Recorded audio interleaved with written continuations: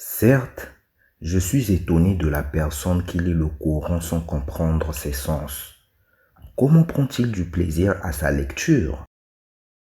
Alhamdulillahi Rabbil Alamin wassalatu wassalamu ala Rasulillahi sallallahu alayhi wa sallam. Assalamu alaikum wa rahmatullahi wa barakatuh. Bienvenue dans ce cours de grammaire coranique.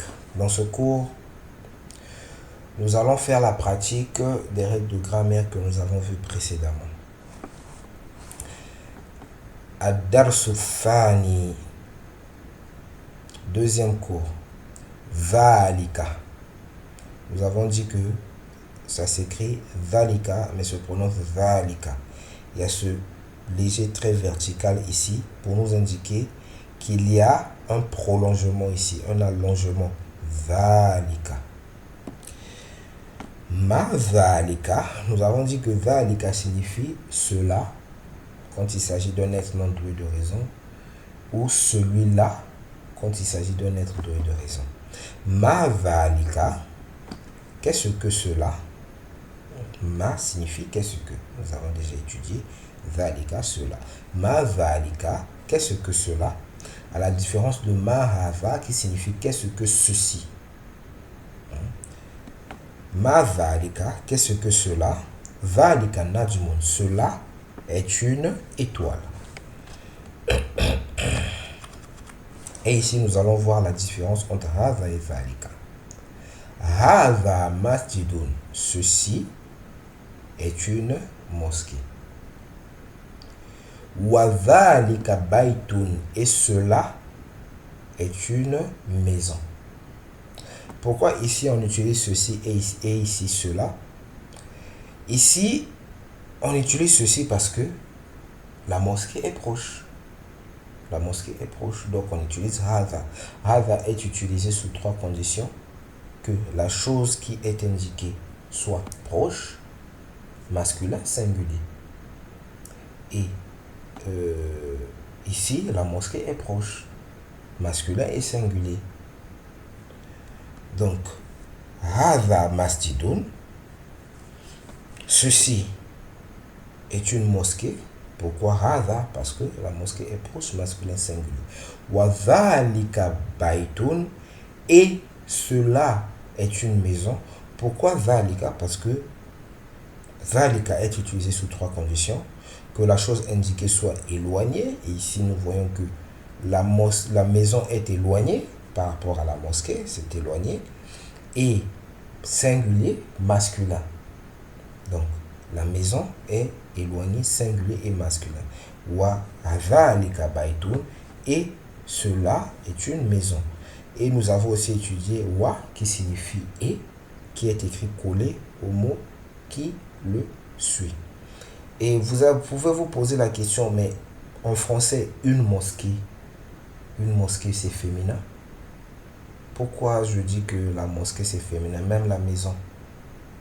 La maison c'est pas masculin, c'est féminin. On dit la maison, une maison. Mais sachez que ce qui est féminin en français n'est pas forcément féminin en langue arabe. Ou ce qui est masculin en français n'est pas forcément masculin en langue arabe. Mais ça, nous le verrons dans un prochain cours, Inch'Allah.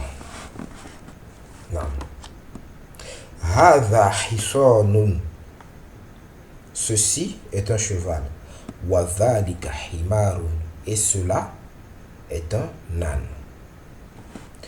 Adhalika kalbun, est-ce que cela, vous voyez ici, on utilise dhalika avec le harf istifham, le hamzatul istifham. Adhalika kalbun, est-ce que cela est un chat? Pourquoi on utilise dhalika ici et pas hadha? Parce que le chat est éloigné, le chat est loin. Adhalika kalbun, est-ce que cela est un chat? La dhalika qittun, non, cela est un chat. Est-ce que cela est un chien? Non, cela est un chat. Ma dhalika, qu'est-ce que cela? Dhalika sarirun, cela est un lit. Et là, nous allons étudier ces asma ou ishara, ces noms démonstratifs, avec des êtres doués de raison. Man hadha wa man dhalika. Qui est celui-ci? Man hadha. Qui est celui-ci? Wa man dhalika. Et qui est celui-là? Man hadha. Pourquoi man hadha? Parce que celui-là, celui-ci est proche.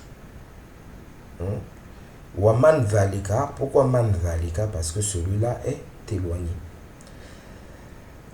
Hadha mudarrisun. Celui-ci est un enseignant. Pourquoi hadha? Parce qu'il est proche.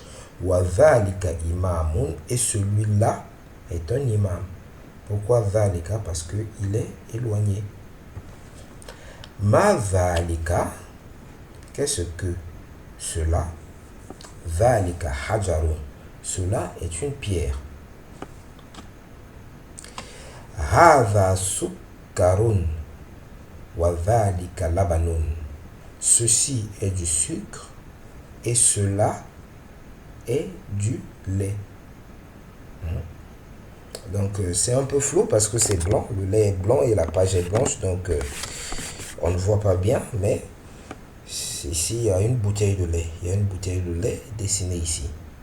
Hadha sukkarun, ceci est du sucre ou bien un sucre, mais dans ce cas on va dire du sucre. Vous allez aussi apprendre qu'en langue arabe on ne traduit pas forcément mot à mot, mais c'est le sens qu'on traduit. Donc ceci est du sucre, dans le sens c'est ceci est du sucre, même si sukkarun à la base signifie un sucre, labanun à la base signifie un lait.